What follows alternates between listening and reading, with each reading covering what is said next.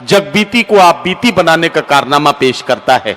शायर अपने दिल के जज्बात को शायरी बनाता है, अपने मिसरों में अपने दिल के जज्बात को समेटता है, लेकिन सुनने वालों को यह लगता है कि यह उनकी कहानी है जो शायर की जबानी बयान की जा रही है। बहुत मुबारकबाद। आइए अगले शायर से मुलाकात कराएं, लेकिन उससे पहले मैं दो तीन शख्सियात का जिक्र करता हूं।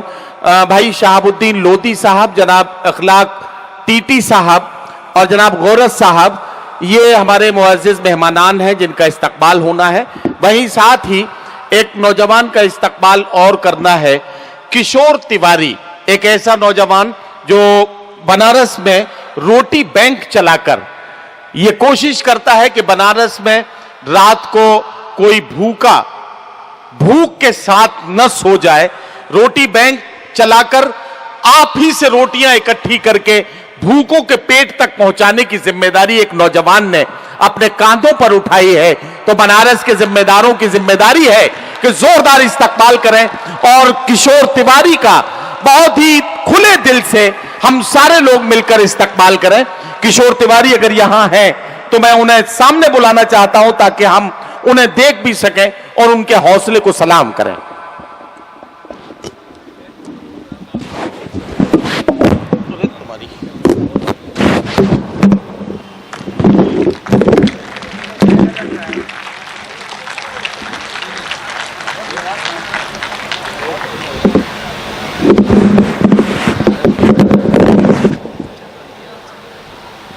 मेरे पास इसके अलावा भी किशोर की कुछ नहीं है। एक ये दुपट्टी मिली थी, मैंने कहा था कि मेरी दो बीवियां, दो दे दो, एक ही से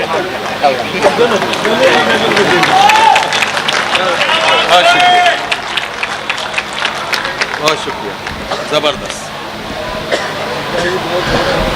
भूख के एहसास को शेरो सुखन तक ले चलो, या अदब को मुफलिसों की अंजुमन तक ले चलो। जो गजल माशूक के जलवों से वाकिफ हो गई, उसको अब बेवा के माथे की शिकन तक ले चलो। भूख एक ऐसा एहसास है जिसे सिर्फ वही कर सकता है कि जिसने खाना न खाया हो। हम लोग, मुझे बड़े दर्द के साथ ये कहना है कि बफर सिस्टम में खाना खाने वाले लोग अपनी प्लेट में पूरे घर का खाना निकालकर थोड़ी देर नजर बचा के इधर उधर देखते हैं और उसके बाद धीरे से टेबल के नीचे सरका देते हैं। काश हमें उस वक्त ये समझ में आ जाए कि हम प्लेट में सिर्फ उतना ही खाना निकालें जितने की हमें जरूरत है, तो शायद वो बचा हुआ खाना किसी भूखे के पेट तक पहुंच सके।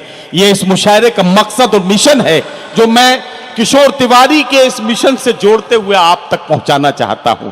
आप रेस्टोरेंट में खाना खा रहे हैं, आपने खाना खाते खाते रेस्टोरेंट में आपने खाना खाया, आपकी प्लेटों में, आपके डोंगे में खाना बच गया है, तो उसे ऐसे ही छोड़कर मत आइए।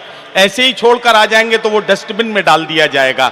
उस रेस्टोरेंट के मालिक को, उस वेटर को बुलाइए और उससे कहिए कि भैया इसे पैक करके दे दो। उसे जब आप पैक करके ले लेंगे, उसे अपने साथ अपनी मोटरसाइकिल पर लटका लीजिए, अपनी गाड़ी में रख लीजिए। रास्ते में कोई भूखा नजर आ जाए, कोई ऐसा नजर आ जाए जो आपके उस खाने का जरूरतमंद है, तो उसे धीरे से मोहब्बत के साथ वो खाना पेश कर दीजिए। ये आपकी कोशिश किसी भूखे का पेट भर सकती है। ये इस मुशायरे का मकसद है जो मैंने आपके खिदमत में पेश किया। ये देखिए, ये है सिस्टम। आप अपने हाथ के चाय का गिलास किसी दूसरे को पेश कीजिए, आपके पास अपने आप चल के आ जाएगा। बहरहाल बहुत शुक्रिया। अब मैं बहुत करते हुए आगे बढ़ना चाहता हूं और अब उस शायर को बुलाने जा रहा हूं जिससे मुझे हक मेजबानी अदा करानी है। 4 मिसरे पढ़ता हूं ताकि जहनी तौर पर हम फिर से उस माहौल में पहुंच जाएं। एक शब हमारे बज़्म में जूते जो खो गए, हमने कहा बताइए घर कैसे जाएंगे। कहने लगे कि शेर सुनाते रहो यूं ही, गिनते नहीं बनेंगे अभी इतने आएंगे।